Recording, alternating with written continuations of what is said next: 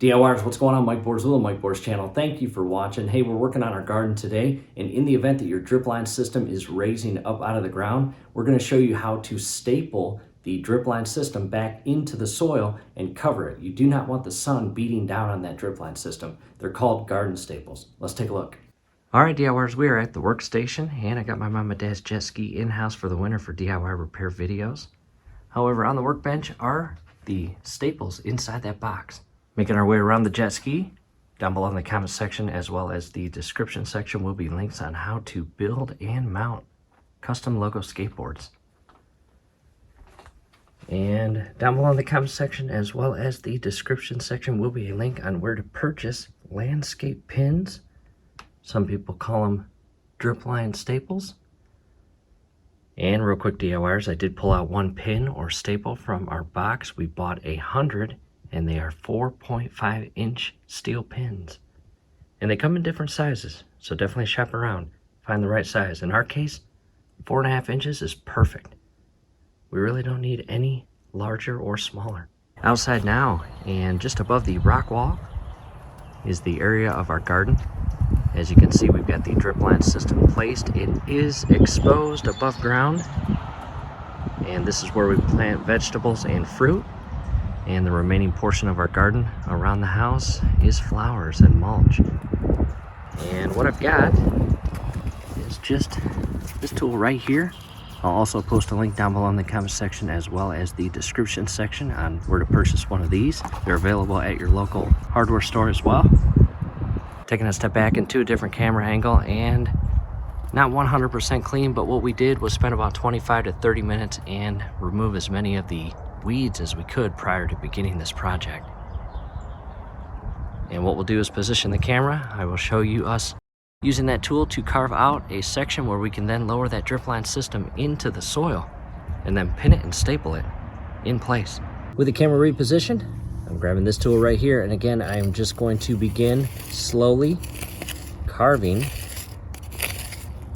into the soil. And again, in our case, it has been raining the last couple days, so this soil is extremely loose and easy to carve and dig into. However, if it has not rained at your place in over a week, chances are the soil is pretty tough. So again, grab your garden hose and wet the soil. So again, it's easier to carve.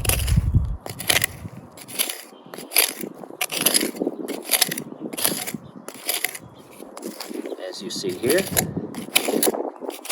I will give you a top view of it. Check that out. Again, about 2 inches deep, as you see here.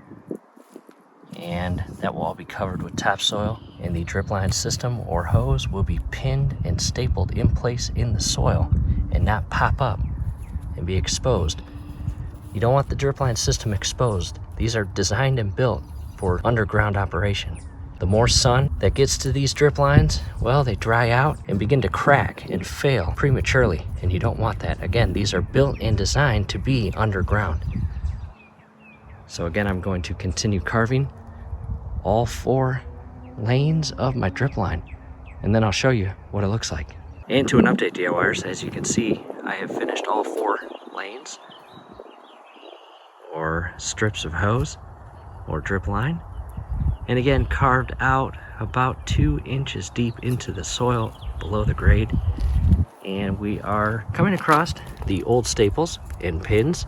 And if they're still in good condition, basically what you want to do, continue carving out in between the staple on either side of the drip line to allow it to be pushed further down. And if you can't push it by hand, try not to just step on it and put your full body weight. What happens a lot is you end up bending them and damaging the drip line. Just carefully grab a rock or a hammer and just tap it in place. And as you can see, it's going in really well. Not bad. You do want space in between the staple or pin and the drip line, just so the pin or staple does not damage, again, the drip line.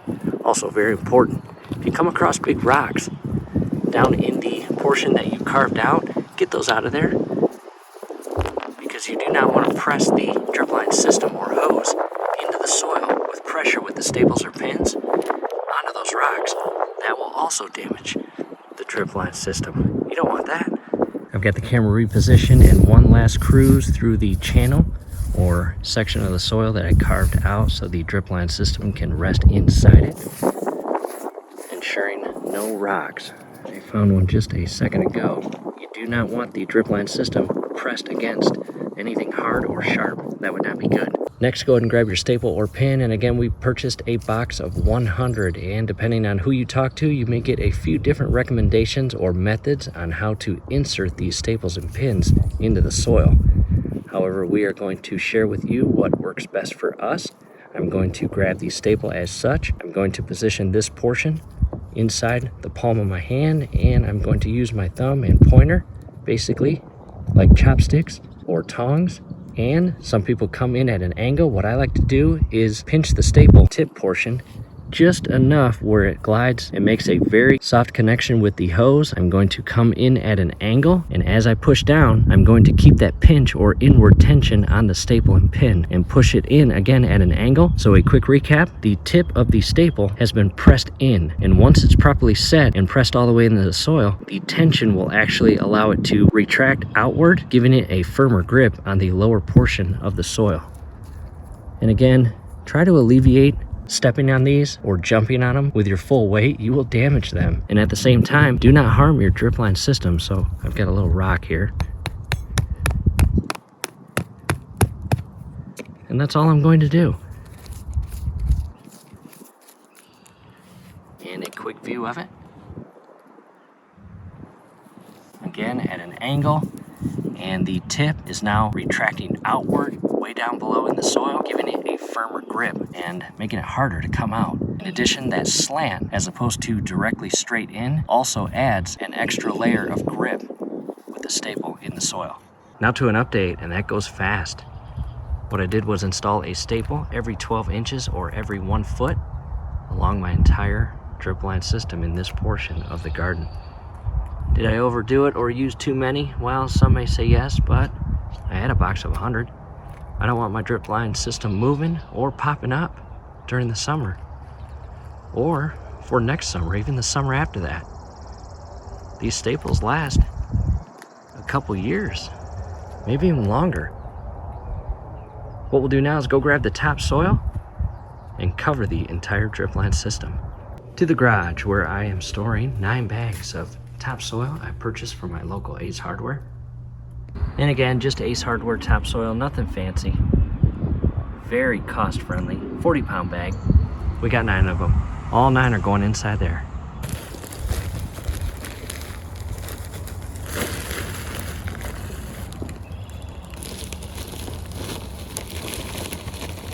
And here it is, all 9 bags of topsoil have been poured into the garden, and the entire drip line system is completely covered and no longer making direct contact with the sun.